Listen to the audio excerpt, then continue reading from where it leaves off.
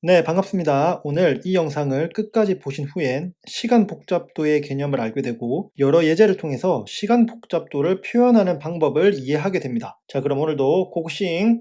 자, 시간 복잡도, 영어로는 타임 컴플렉시티라고 하는데요. 요걸 한번 살펴볼게요. 자, 여기 이렇게 코드가 하나 있습니다. 이 코드는 어떤 코드냐면 이렇게 배열을 파라미터로 받고 또 멀티플라이어를 파라미터로 받습니다. 그럼 얘는 어떻게 동작하냐면 여기에 이 배열로 전달받은 그 크기만큼의 새로운 배열을 하나 만들고요. 그 다음에 기존에 전달받은 그 배열 크기만큼 이렇게 루프를 돌면서 그 배열에 있는 값을 파라미터로 전달받은 멀티플라이어와 곱해서 그 곱한 값을 새로운 배열에 저장하는 코드입니다. 그렇게 해서 최종적으로 새로운 배열을 이렇게 리턴을 하게 되는 거죠. 그러면 이제부터 우리가 할 거는 뭐냐면 이 함수를 실행했을 때 이 함수의 실행 시간이 어느 정도일지 한번 표현을 해보고 싶은 거죠. 근데 여기서 실행 시간이라는 것이 사실은 컴퓨터에서 동작한다고 했을 때 컴퓨터 성능에 따라서 다 조금씩 다를 거잖아요. 그래서 이걸 좀 더 간단하게 계산하기 위해서 어떻게 하냐면 이 실행 시간이라는 개념을 함수나 혹은 알고리즘 수행에 필요한 스텝 수라고 이제 표현을 합니다. 그러니까 어떤 뭐 밀리세컨드, 세컨드 이런 개념이 아니라 이 함수나 알고리즘을 수행하기 위해 필요한 스텝 수를 실행 시간이라고 이렇게 정의를 해보자는 거죠. 그래서 이렇게 정의를 하고 추가적으로 좀 더 간단하게 계산을 하기 위해서 이 각각의 라인들 있잖아요. 이 각 라인을 수행하기 위해 필요한 스텝 수는 상수, 그러니까 고정된 값이라고 가정을 해보자는 거죠. 그러면 이런 가정들을 가지고 수식을 세워보도록 할게요. 지금 보시면 이렇게 각 라인별로 몇 개의 스텝이 필요한지를 표현했습니다. 이 각각이 이제 상수인 거죠. 각 라인을 실행할 때마다 이 정도의 스텝이 필요하다. 이렇게 상수로 표현을 해놨고요. 그러면 이제 각각의 이 라인이 몇 번씩 실행되는가? 이게 또 중요한 거죠. 그러면 이 라인 같은 경우에는 한 번만 실행을 할 거고요. 이 라인 같은 경우에는 이 배열의 사이즈가 만약에 n이라고 했을 때에 n 플러스 한 번이 실행이 될 겁니다. 여기에 한 번이 더 추가가 된 이유는 얘가 루프를 돌고 최종적으로 루프를 탈출하기 위한 검사를 한 번 더 하기 때문에 n 플러스 1이라고 한 거고요. 그 다음에 이 for 루프 안에 있는 요 라인은 이제 n번이 실행이 되겠죠. 이 인풋 사이즈만큼요. 그리고 마지막 요 라인은 또 한 번만 실행이 될 겁니다. 그러면 최종적으로는 이제 얘가 어떻게 계산이 될 거냐 하면은 각각의 코스트와 이 코스트를 가지는 각 라인이 몇 번씩 실행되는 지를 곱해서 이렇게 곱한 다음에 그렇게 곱한 값들을 다 더해줘야 되겠죠. 이런 식으로 다 더해줘야 될 겁니다. 그렇게 했을 때에 이 수식을 정리하면 어떻게 되냐면 이런 식으로 수식이 정리가 될 겁니다. 여기서 이제 tn이라는 거는 실행 시간을 이 n이라는 파라미터, 즉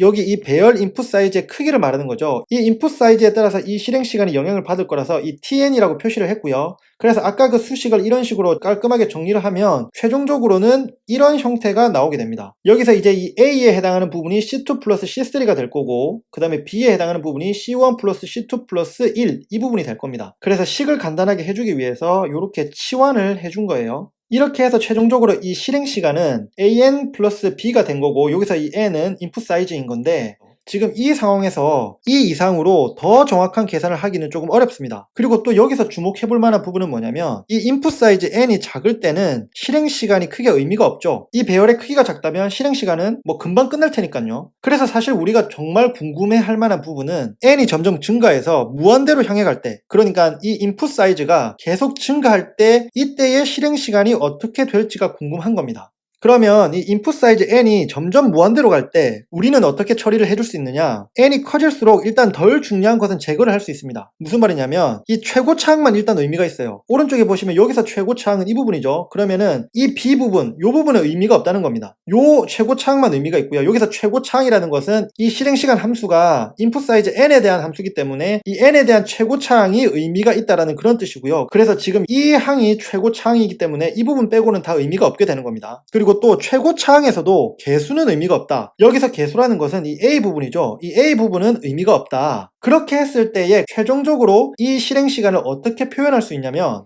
요렇게 표현할 수 있습니다. 얘를 일단 읽는 방법은 세타 오브 n 혹은 빅 세타 오브 n이라고 읽을 수 있고 저는 이제 편하게 읽으려고 그냥 세타 n이라고 읽는데요. 어쨌든 여기서 이 앞에 보이는 이 기호 있잖아요. 이 기호는 조금 이따가 설명을 드릴게요. 그래서 다시 한번 정리하면 이렇게 n이 무한대로 갈 때 인풋 사이즈가 계속 커질 때 이 함수의 실행 시간은 어떻게 표현할 수 있냐? 요렇게 표현할 수 있다는 겁니다.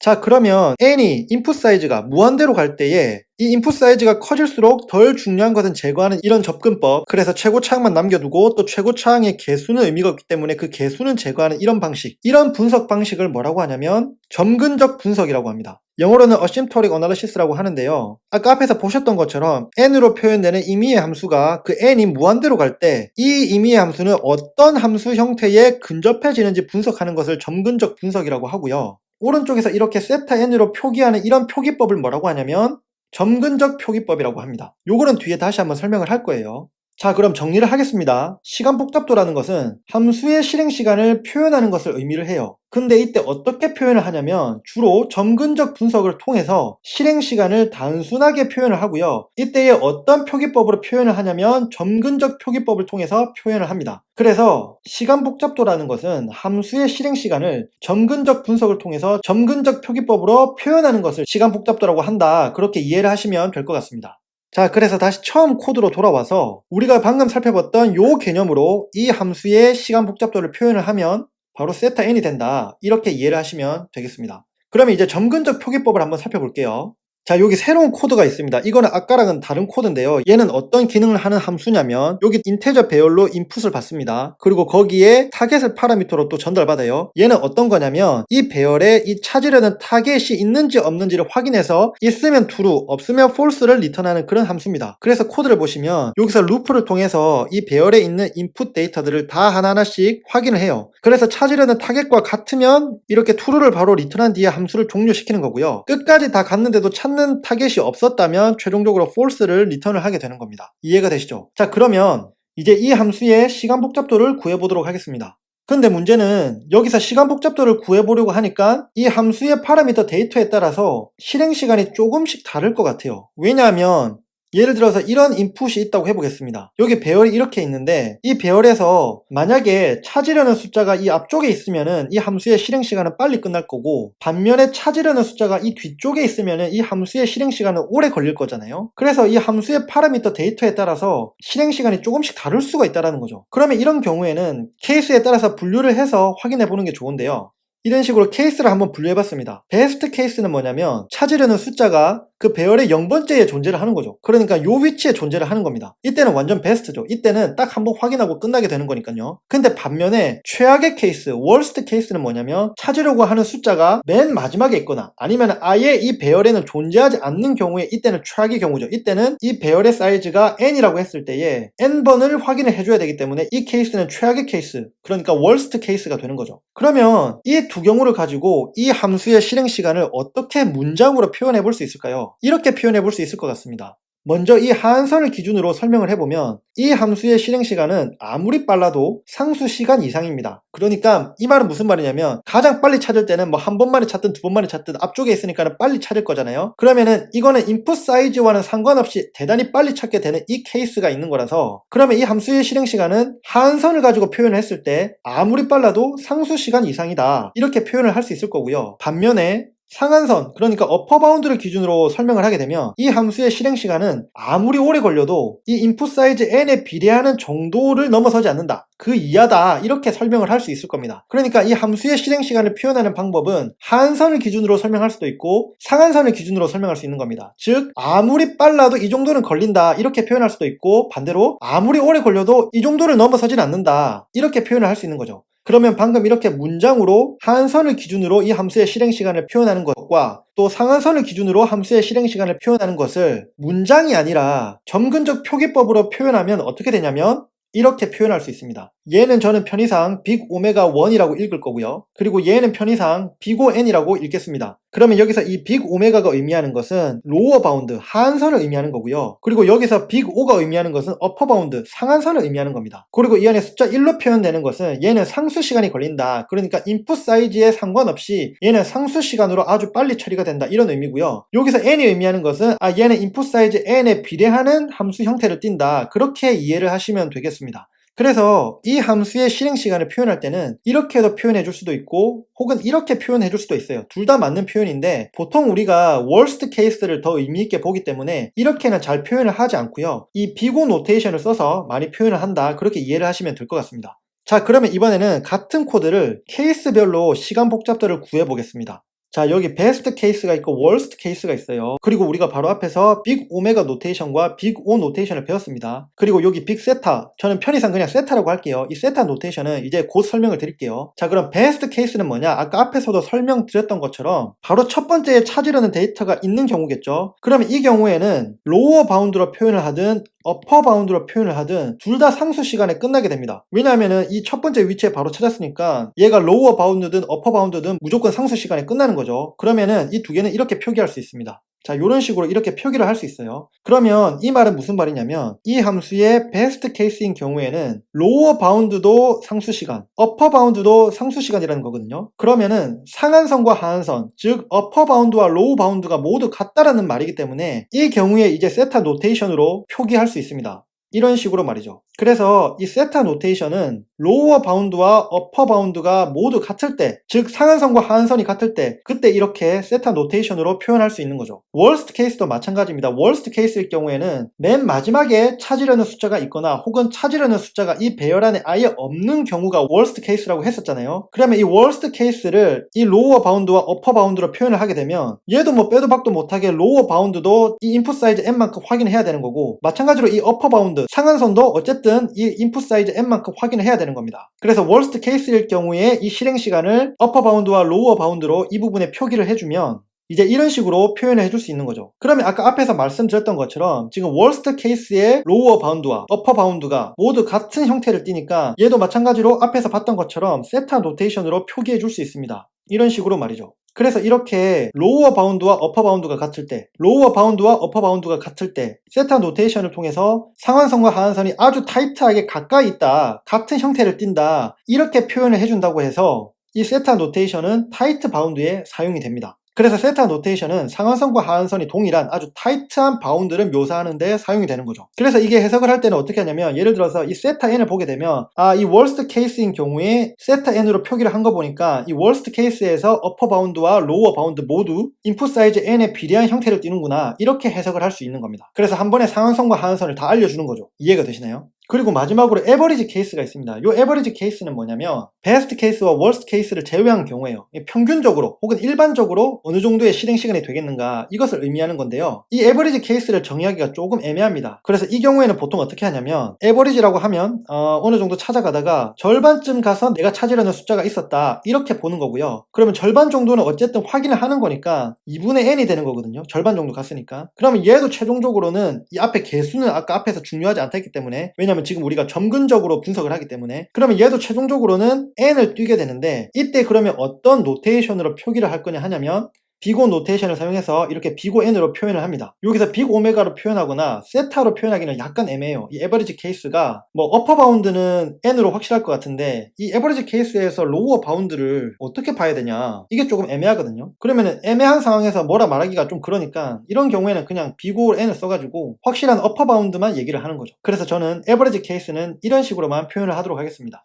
자, 그럼 정리를 할게요. 점근적 표기법은 빅 오메가, 빅오, 빅 세타, 저는 편의상 그냥 세타라고 하겠습니다. 이렇게 세 종류의 표기법이 있고, 빅 오메가는 로어 바운드를 의미하고, 빅오는 어퍼 바운드를 의미하고, 세타는 타이트 바운드를 의미한다. 그렇게 이해를 하시면 될 것 같고요. 그 다음에 함수나 알고리즘에 따라서는 이렇게 케이스로 분류를 해서 분석을 할 수 있는데요. 그때 세 종류, 베스트 케이스, 월스트 케이스, 에버리지 케이스로 나누어서 분석을 할 수 있고요. 이때 이 베스트 케이스는 최단 시간 실행되는 경우, 월스트 케이스는 최장 시간 실행되는 경우, 그리고 에버리지 케이스는 일반적으로 실행되는 경우를 의미한다고 보면 되겠습니다. 가끔 문서나 블로그를 보다 보면 이 베스트 케이스에서의 시간 복잡도를 계산할 때는 항상 이렇게 빅 오메가를 쓰고, 월스트 케이스에서의 시간 복잡도를 계산할 때는 항상 빅오를 쓰고, 또 에버리지 케이스의 시간 복잡도를 계산할 때는 항상 세타를 쓰는 그런 경우를 보는데요. 사실 그거는 적당한 거는 아닌 것 같고요. 아까 앞에서 보셨던 것처럼 각 케이스별로 독립적으로 적절하게 이 모든 표기법을 사용할 수 있다, 그렇게 이해하시면 될 것 같습니다.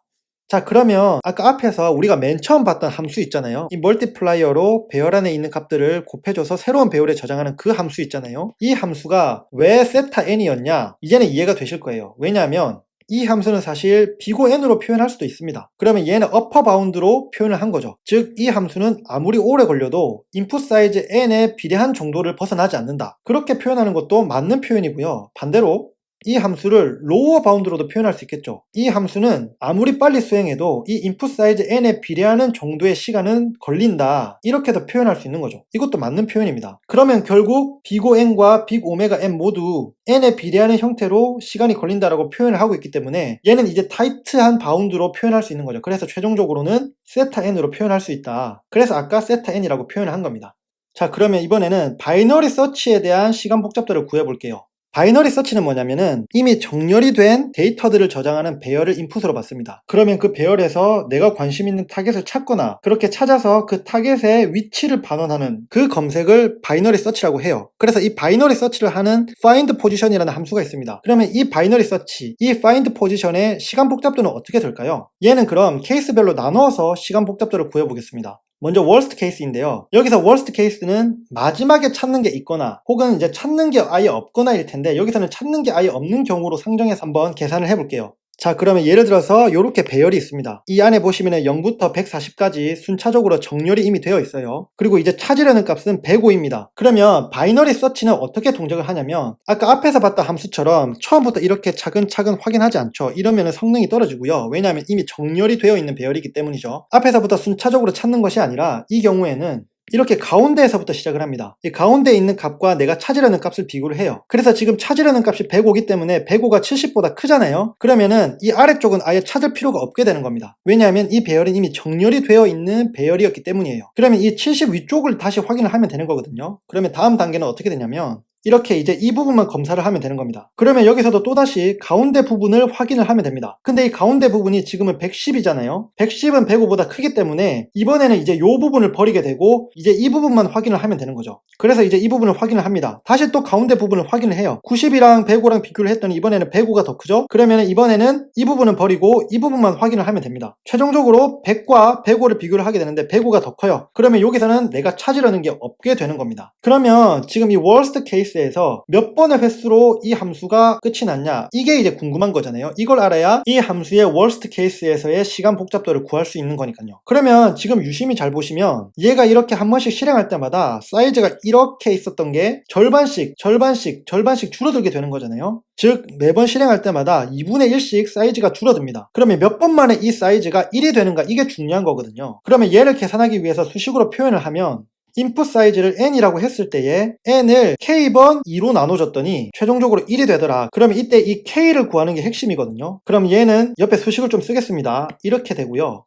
이 k를 구하는 거기 때문에 얘를 이쪽으로 옮겨주고, 그러면 n은 2의 k승이 되죠. 그러면 이제 양쪽에 로그 2를 붙이게 되면 최종적으로 이렇게 되는 겁니다. 로그 2의 n은 로그 2의 2k. 그러면 2의 2는 이게 날아가서 결국 얘가 k가 되는 거거든요. 그래서 정리를 하면 최종적으로 worst case일 때 몇 번을 실행하는가를 구하고 싶었던 이 k는 log 2n이 되는 겁니다. 그리고 얘를 이제 점근적 표기법으로 표현하면 지금 보시는 것처럼 세타 log n이 되는 거죠. 이게 worst case에서 이 함수 바이너리 서치의 시간 복잡도입니다. 여기서 세타가 뭘 의미하는지는 설명하지 않아도 이제 아시겠죠? 자, 그럼 이번에는 베스트 케이스를 확인해 볼게요. 한 번에 찾았을 때입니다. 한 번에 찾았을 때. 그래서 아까처럼 이런 배열이 있고 이 타겟이 이제는 찾으려는 숫자가 70이에요. 그러면 70은 딱 정중앙에 있어가지고 한 번에 찾은 겁니다. 그러면 이 경우의 시간 복잡도는 쉽죠. 얘는 세타 1이 됩니다. 그러면 이제 worst case와 best case를 다 확인해 봤으니까 이 바이너리 서치의 시간 복잡도는 어떻게 표현할 수 있냐? 시간 복잡도는 로어 바운드를 써서 빅 오메가 1 이렇게 표현할 수도 있고요. 어퍼 바운드인 빅 O를 써서 빅 O 로그 N 이렇게도 표현할 수 있는 겁니다.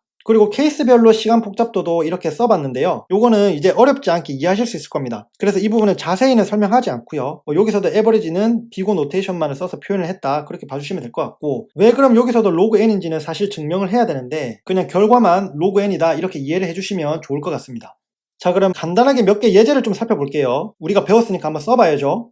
요런 함수가 있습니다. 인테저 배열을 인풋으로 받았어요. 근데 내부를 보면 요 루프에서 일단 이 인풋의 사이즈만큼 루프를 돕니다. 근데 그 루프 각각이 또 내부적으로 그 안에서 또다시 그 인풋 사이즈만큼 루프를 돌아요. 그러니까 이중 루프를 도는 거죠. 그러면 바깥 루프에서 이렇게 하나하나씩 실행할 때마다 그 한 번 한 번이 그 안에서 또 전체를 한 번씩 확인하는 거잖아요. 그러면 배열 사이즈만큼 n번 확인하는 것을 총 n번 하는 거니까 얘는 이렇게 돼서 최종적으로 n제곱이 됩니다. 그래서 최종적으로 이 함수의 시간 복잡도는 세타 n제곱이라고 할 수 있는 거죠. 여기서 왜 세타인지는 뭐 명확하죠. 얘는 로어 바운드, 어퍼 바운드 모두 n제곱이니까요. 다음 예를 살펴보겠습니다. 얘는 뭐냐면 얘는 두 종류의 배열을 인풋으로 받아요. 하나는 인풋 A고 하나는 인풋 B인데요. 얘는 어떻게 하냐면 두 개의 포루프가 이렇게 동등한 위치에서 동작을 합니다. 한 번은 그 인풋 A의 배열만큼을 루프를 돌면서 내부적으로 그냥 이렇게 출력을 하는 거예요. 그리고 이게 끝이 나면 그 다음번에는 이제 요 위치에서 이번에는 인테저 배열 인풋 B에 대해서 전체 그 사이즈만큼 다 루프를 돌면서 내부적으로 또 이렇게 출력을 하는 거예요. 그러면 얘의 시간 복잡도는 어떻게 되냐? 결과부터 말씀드리면 이렇습니다. 세타 n 플러스 m이에요. 이게 무슨 말이냐면 이 인풋 A의 사이즈를 n이라고 하고 인풋 B의 사이즈를 m이라고 하겠습니다. 그러면은 이 함수의 시간 복잡도는 이 사이즈와 이 사이즈 두 개 중에 더 큰 거에 영향을 받는 거거든요. 그래서 사실 이 경우는 이 두 개 중에 맥스 값이 결국은 이 함수의 시간 복잡도에 영향을 끼치는 거기 때문에 사실은 이런 식으로 표현할 수 있습니다. 인풋 사이즈 n과 인풋 사이즈 m 중에 더 큰 것에 대한 세타, 이렇게 이해를 하시면 됩니다. 그리고 이렇게 표현하는 게 결국 이렇게 표현하는 것과 동일하다. 그래서 지금처럼 인풋 사이즈가 2개 이상일 때는 어떻게 표현을 해야 되는가, 이거를 예제를 통해서 살펴본 거고요. 마지막으로 또 다른 예제를 살펴보겠습니다. 이번에는 뭐냐면 인테저 배열을 인풋 A로 받고 또 다른 인테저 배열을 인풋 B로 받습니다. 그런데 이번에는 이제 이중 루프예요. 이렇게 이중 루프로 돌고 있습니다. 바깥에서 인풋 A의 사이즈만큼 루프를 돌고 그 루프 내부에서는 인풋 B의 사이즈만큼 또 루프를 돕니다. 그러면 이런 경우에는 시간 복잡도를 어떻게 표현을 해야 되냐? 이런 식으로 표현을 하면 됩니다. 이번에는 인풋 사이즈 n 그리고 인풋 사이즈 m 이렇게 있을 때에 이 두 개가 이제 이중 루프로 서로 곱셈으로 연결이 되잖아요. 아까는 더하기였지만, 그래서 이 경우에는 이런 식으로 표현을 해줄 수 있다. 그렇게 이해를 하시면 될 것 같아요. 자, 그래서 시간 복잡도의 속도 비교를 간단하게 정리를 하면 이렇습니다. 가장 빠른 게 상수 시간이고요. 그러니까 인풋 사이즈에 독립적으로 아주 빠른 상수 시간에 끝난다는 거죠. 그 다음이 로그 n입니다. 그 다음이 n이고요. 그 다음이 n 로그 n입니다. 보통 요게 정렬 알고리즘 보면 많이 나오죠. 그 다음이 n 제곱입니다. 정렬 알고리즘 중에 성능 안 좋을 때 n 제곱이 나오거나 혹은 정렬 알고리즘 중에서 월스트 케이스인 경우에 n 제곱으로 등장할 때가 있죠. 그리고 이거보다 더 느린 게 2의 n승이고 또 요거보다도 더 느린 게 n 팩토리얼, 이렇게 이해를 하시면 될 것 같습니다. 그래서 이 순서대로 오른쪽으로 갈수록 느려진다, 성능이 안 좋다, 이렇게 보시면 될 것 같아요. 자, 그럼 마지막으로 왜 비고 표기법을 많이 쓸까? 사실 우리가 면접 볼 때 뭐 코딩 테스트 같은 거 할 때 뭐 일반적으로 문서를 볼 때도 비고 표기법을 제일 많이 보게 되거든요. 다른 어떤 뭐 빅 오메가라든지 세타라든지 뭐 이런 표기법은 잘 못 보게 되는데 왜 그럴까? 구글링을 해보고 저 나름대로 스스로도 돌아봤을 때 여러 이유가 있더라고요. 왜 비고를 많이 쓰냐? 일반적으로 어퍼 바운드만 알아도 충분하기 때문이에요. 그러니까 우리도 일상생활 살아가다 보면 예를 들어서 친구랑 약속을 잡으려고 하는데 지금 하는 일이 있어요. 빨리 끝나면 1시간 안에 끝날 것 같고 좀 오래 걸리면 한 2시간 걸릴 것 같습니다. 그러면 보통 약속을 2시간 기준으로 그 이후로 잡잖아요. 왜냐하면 사람 일이 어떻게 될지 모르니까. 그래서 일반적으로 우리의 삶의 성향 자체가 월스트 케이스만 커버하면은 어쨌든 최악을 상정하고 뭔가를 계획 세울 수 있기 때문에 주로 이제 어퍼 바운드에만 관심을 가지게 된다. 그러다 보니까는 비고를 많이 쓰게 된다. 요런 이유가 하나 있고요. 또 다른 이유는 뭐냐면은 다른 바운드를 계산하기 귀찮은 겁니다. 어떻게 보면 1번이랑 연결이 되는 건데 뭐 이미 어퍼 바운드를 구했으니까 뭐 다른 바운드 굳이 구할 필요가 있나, 계산하기 귀찮은데 또 까다로울 때도 있는데, 그래서 그냥 어퍼 바운드만 계산해서 그걸로도 충분하니까 이제 그걸로 퉁치는 거고요. 또는 괜히 타이트 바운드로 말했다가 태클 받기 싫어서, 그러니까 타이트 바운드는 아까 세타였죠. 그래서 괜히 좀 더 정확하게 해보려고 세타로 표현했다가, 특히 이제 아까 에버리지 케이스가 그런 케이스인데 괜히 세타로 표현했다가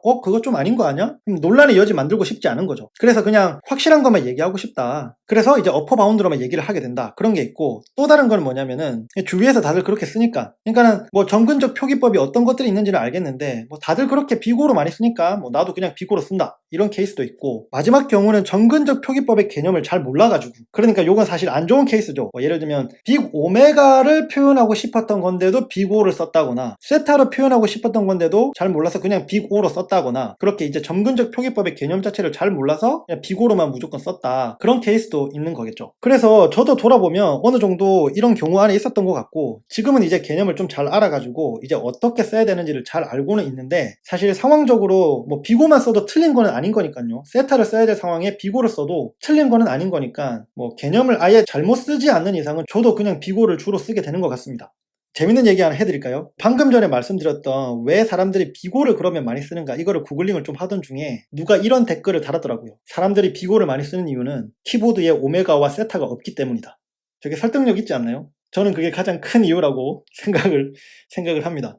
네, 여기까지 영상 봐주신 모든 분들 정말 최고시고요. 저는 그럼 또 다음 영상을 준비하러 가보겠습니다. 감사합니다.